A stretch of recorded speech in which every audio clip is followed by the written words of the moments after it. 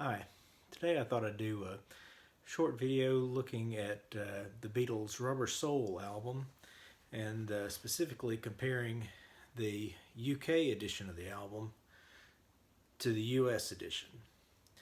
Now, Rubber Soul was released in December 1965 in both the UK and the US, although as was common at the time, Capitol Records in the US reconfigured the Beatles' British albums into something unique for the American market. And this was not uncommon amongst other countries too, up until the Beatles signed their new contract in 1967, which gave them more control over how their music was released across all territories. Now, it's often ascribed to Capitol some sort of more greedy motives for their approach in the U.S. Albums, how they configured them, and the fact that they basically, by putting all the single A and B sides onto the albums and cutting from the standard UK 14 tracks down to 11 or 12 tracks for the US albums. Basically, for every 2 British albums, there would be 3 US albums. And usually it's thought that this was just a way of Capitol generating more cash out of the Beatles. Actually, there are other reasons why Capitol split up the albums the way they did, and that had to do with the way royalties were computed in the U.S. as opposed to how they were computed in Britain at the time. In Britain, the royalties for the songs were paid based on a percentage of the songs on the album. So if you have an album with 14 songs like in the UK, the songwriter for each song got 1/14 of the total royalty for that album. Whereas in the US, there was a mechanical royalty on the performance for each song that was an individually computed thing. So the more songs on the albums, the more the royalty payment had to be. So in order to keep the albums at a level that the labels considered to be profitable, in the U.S., songs typically did not run over about 12 songs per album. And so that really is the main reason, more than Capitol just trying to squeeze out a few more dollars out of the fans. Now, that was obviously a side effect of that Capitol wasn't going to complain about, that they could get 3 albums for every 2, but it would not have been economical for them to issue 14-song albums in the U.S. So in 1965, the Beatles released Rubber Soul in the UK, and it's time for Capitol Records to do the U.S. album. In the past, Capitol had rarely used the UK titles or artwork on their albums. In the case of Rubber Soul, they decided to use both, which was a rarity up to that point. In fact, the only Capitol album prior to Rubber Soul that had used the same title as the British album was Help, which was one of their film soundtracks. And even though they used the same photos of the 4 Beatles as the UK version, they rearranged the order that the 4 were in, and changed up the style of the album cover artwork. So Rubber Soul was the first one where they matched pretty close. As you can see, there are some differences. The UK version, the Rubber Soul is in an orange print, whereas the US it's more of a gold color. You can also see, of course, Capitol adds not only their logo, but their stereo information here on the stereo copies, and this is actually pasted onto a white cardboard, so you get a bit of this border in the catalog number and everything on there. But it's the same photograph, the same font on Rubber Rubber Soul and everything like that. So it's basically the same album cover. Now the bigger difference though is the contents of the album. Rubber Soul had 14 songs on the UK version, 12 for the US version. Again, that's not unusual in and of itself. But in selecting what the 12 songs would be for the US version, they had 4 tunes still left over from the Help album that had not been issued on album in the US. 2 of those songs, Yesterday and Act Naturally, had been coupled for a single which went to #1 in the US, which left 2 other songs from Help that had not been issued at all. And they wanted to make use of those. So on a 12-song album, that meant there were only space for 10 songs off of the British Rubber Soul. So they had to drop 4. The 4 songs that from the British version that were removed were the opening track on the British version, Drive My Car, the song Nowhere Man, which was selected as a single that could be released in the US, and it got released about 2 months after the Rubber Soul album in the US as a single. What Goes On, which is Ringo's soul lead vocal on the British Rubber Soul, and the other track was that was left off was one of George's songs, If I Needed Someone.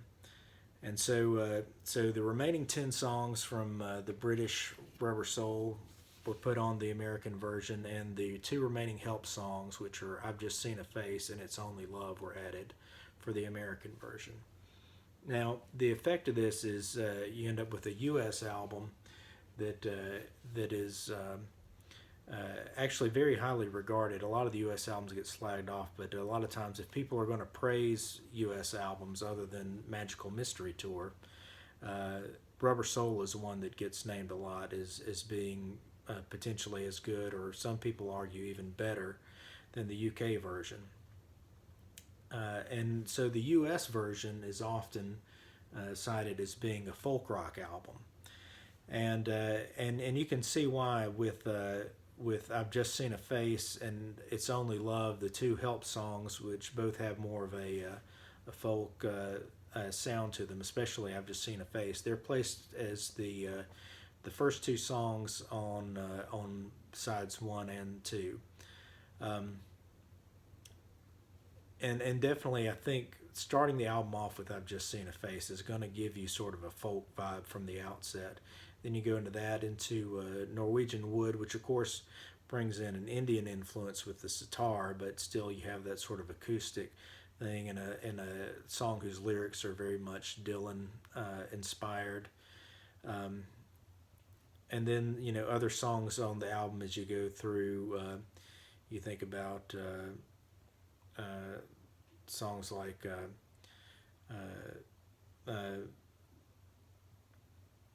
In My Life, you know, that are more acoustic songs. I'm Looking Through You, and the verses, you know, have some of that folk flavor, so you can kind of see that there, which is a bit different from the UK version. The UK version gets more into the theme of the album title, which I think gets lost a little bit in the US version, which Rubber Soul, the idea of that as a title, kind of derived from the phrase plastic soul, which was a phrase meant to denote sort of an inauthentic soul style. So the Beatles, being white Englishmen, knew that their brand of soul was not as authentic as their heroes at Motown. But they definitely had a lot of R&B soul type influence in the music on several tracks on this album, and including the opening track, which was excised for the U.S. version, Drive My Car. Drive My Car is a bit of a rocker, but it does have that bass and that rhythm that's kind of has a little bit of an R&B flavor to it, and that same type of feeling comes up again later in the album on a track like You Won't See Me has a little bit of that also, I think. And then you think on side two, uh, I'm Looking Through You has that folk element sort of more in the verse, and then uh, you get to the chorus, and then there's that electric guitar bit, and the rhythm and the bass, and that is kind of a little bit of a R&B uh, influence type sound. It's not straight R&B, but that influence shows up, and especially if you listen to Paul's bass tracks throughout the album, several tracks, there's sort of that R&B type flavor that Paul was going for in his bass playing. So that gets lost a bit on the U.S. version without a song like "Drive My Car" at the beginning of the album. Also, the Beatles tended to be pretty eclectic in their albums. So the UK version that where they selected the running order, they start off side one with "Drive My Car," and they have that R&B rocker flavor to it. They start off side two with Ringo's song "What Goes On," which is a very much a country style song.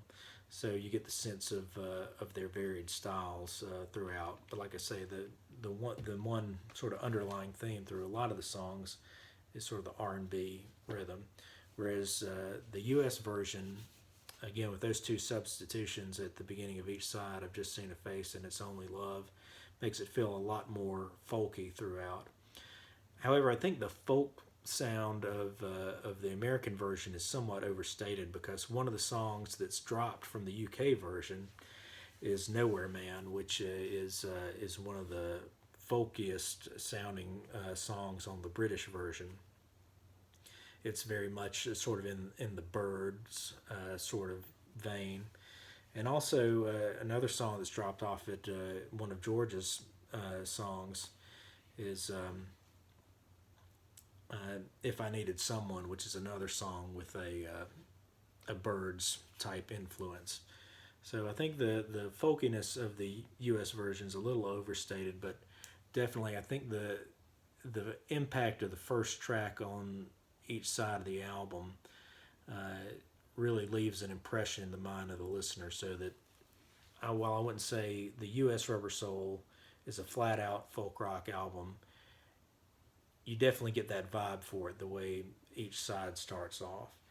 Whereas I think the UK version has a bit more of what we usually get from the Beatles, which is a variety of styles, but it also has sort of the unifying theme of this album, which is sort of the rubber soul, the white soul uh, rhythm element. So which one's better? Well, it's it's a matter of opinion. Everyone's going to have their own. As for me, I think the U.S. album is a really good listen. Some of the U.S. albums are a real hodgepodge. They're just whatever songs Capitol hadn't used yet thrown together, and you get some odd pairings on some of the albums. Some of the albums hold up together well. Rubber Soul does hold up together well in the U.S. version. It's a good listen. It's entertaining. You do get a little more of the folk flavor of the Beatles and how that was beginning to influence them more and more in 1965. Um, but if I had to pick just one to take with me on a desert island and had to choose between these two, I'm taking the UK version. You do get two more songs, which is always a bonus. But out of all the songs on these two albums, "Drive My Car" is absolutely one of my favorites. It's one of my favorite Beatles songs of all time, and I absolutely love the sound of that song opening up the UK Rubber Soul album. Plus, you get "Nowhere Man," which is great. You'd hate to have to give that song up if you had to. And I think overall the little bit of more variety makes the UK album the better between the two. However, like I said, as far as the U.S. albums go, the U.S. Rubber Soul is definitely one of the better ones. I'd like to listen to it from time to time. But for me personally, choosing between the two, it's the UK version. Let me know in the comments what you think. Which one is your preferred one between the U.S. and UK Rubber Soul? Thanks for watching.